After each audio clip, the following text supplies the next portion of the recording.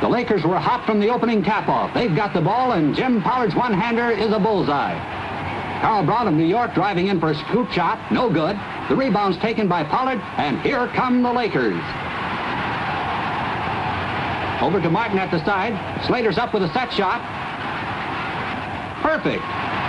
Ernie Vanderway of the Knicks with the ball. Over to Sweetwater Clifton, who's having trouble trying to crash the Laker defense. Back out to Vince Brilla, who sets. Boom. Standing room only here in Manhattan as the Lakers keep up the pressure. Bobby Harrison with a one-hander. He's terrific. Minneapolis leading at the quarter 19-18. An overhand set by Connie Simmons. It's in there. The visitors from Minneapolis with a chance to cinch the World's Championship tonight are going with all burners.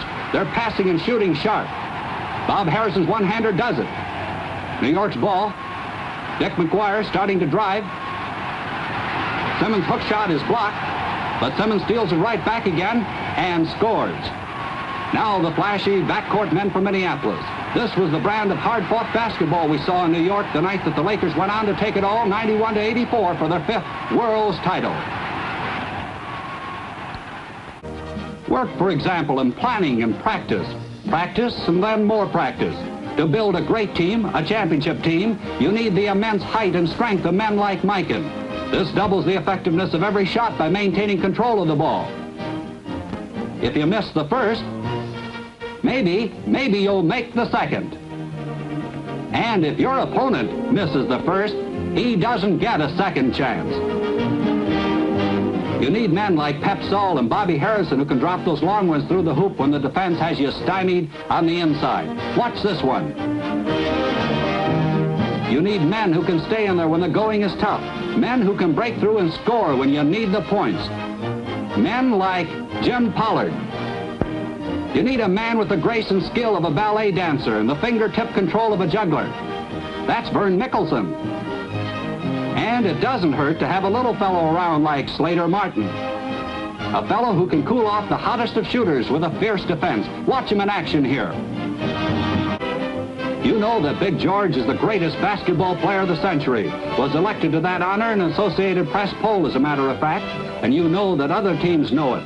They figure if they can get George down to 10 or even 15 points a game instead of 35 or 50, they've got you beat. And they know how to do it. They've got to sag in on George and cover him like a blanket.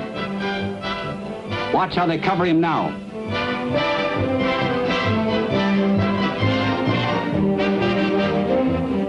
Again, they're all over him.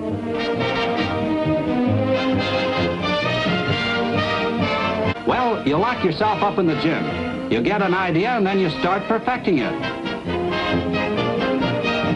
Then you practice and practice and keep practicing. So you use George as a decoy. Well, you get off to a good start, but the rest of the coaches have been around too. Men like Joe Lapchak of the Knicks, who used to play with the Lakers of an earlier era, the famed New York Celtics.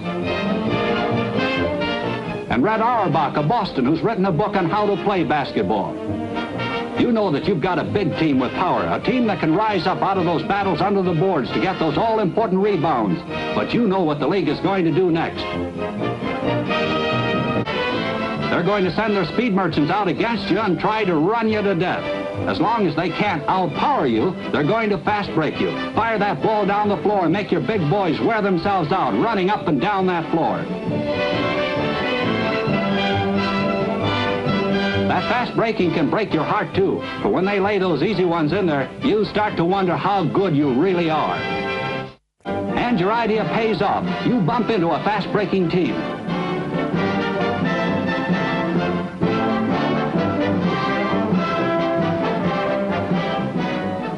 And you fast break right back at them.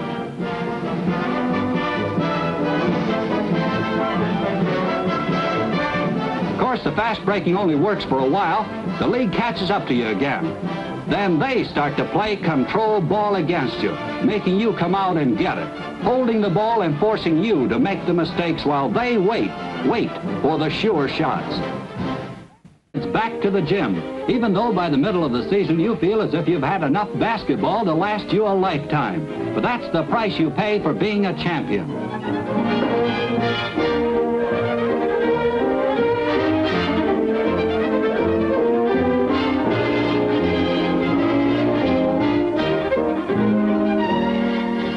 they've been plugging up against Mikan, Pollard, Mickelson, Martin, and the others are your extra punches.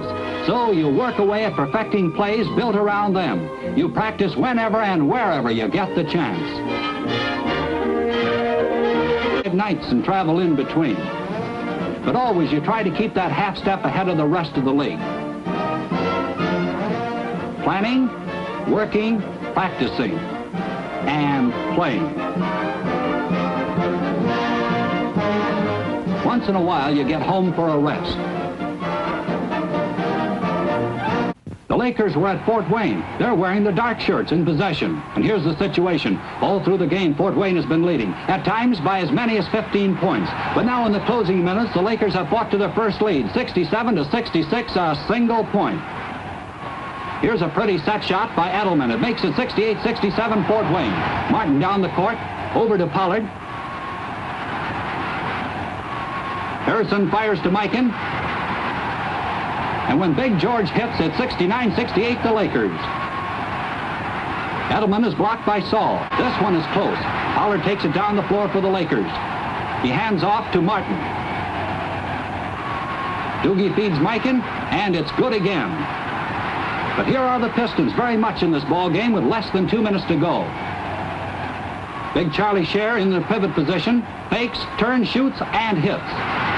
Minneapolis' ball, and they're playing heads up. Mickelson drops in a close one. It's good at close range. With Mikan breathing down his neck and the rest of the Lakers ready to sag in on him, Scher can't shoot from the pivot. But Shaw sets perfectly from the side. And the Lakers lead by a single point, 79-78. But here comes insurance. Vern Mickelson is having a whale of a night. Faust is battled up in the key. Watch the steal now coming up by Bobby Harrison. He's got it. And with Mikan and Mickelson collaborating, the Lakers have another basket. Minneapolis leading 83-81. That's Edelman setting.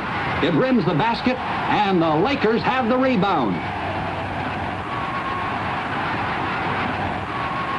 Harrison holds it up, getting set for a play. There's Mikan. His quick set is off the rim, but George makes good in his second try, 85-81. Frankie Bryan is shackled by Martin, and the Lakers take over again. 2 quick passes, and Mickelson has a hanger, 87-81. 9 points for Minneapolis in the roaring second half, 36 of them in the final quarter. Martin drives in for the last score, and the Lakers win it 89-81. Carl Braun, number 4. Long a tough adversary for the Lakers. A part of New York's strategies to play him as a guard, pitting him against the shorter Slater Martin.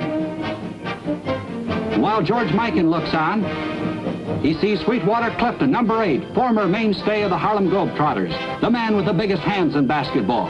He and Ernie Vanderway are 2 of New Yorkers' best men who can bust up a game any moment. Bobby Harrison looks over Dick McGuire. And you run. Fans wondered, can the Lakers add one more game to clinch their world's title to be world champions? And here we are in that climatic contest, the New York Knicks wearing the white shirts. That's Ernie Vanderway getting a tap in. Lakers ball. Martin has it. Over to Pollard.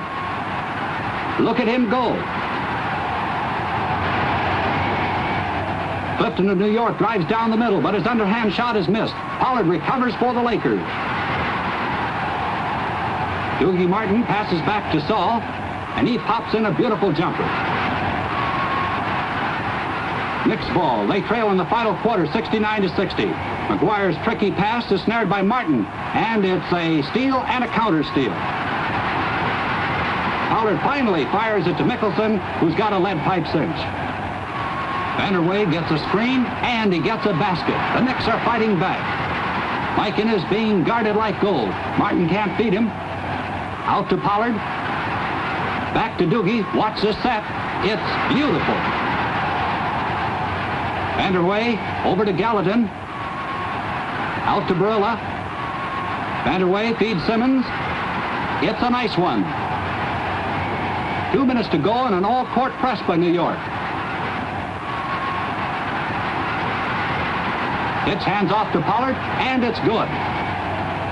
The Knicks are battling desperately and effectively. They trail by only 5 points, 85 to 80. Vanderway into Simmons.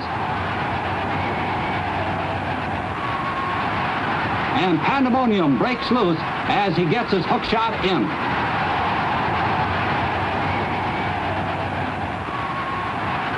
A steal by Vanderway, who races down the court to make it 85 to 84.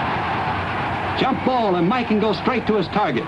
With less than 30 seconds left, that nails it down. The Lakers go on to win their 5th World's Championship, and a more jubilant team of athletes you never saw. Congratulations from the losers, who put up a terrific fight before they went down. The celebrating goes right on into the locker room, where a lot of tired but happy Lakers continue to rejoice. This is a night they'll never forget.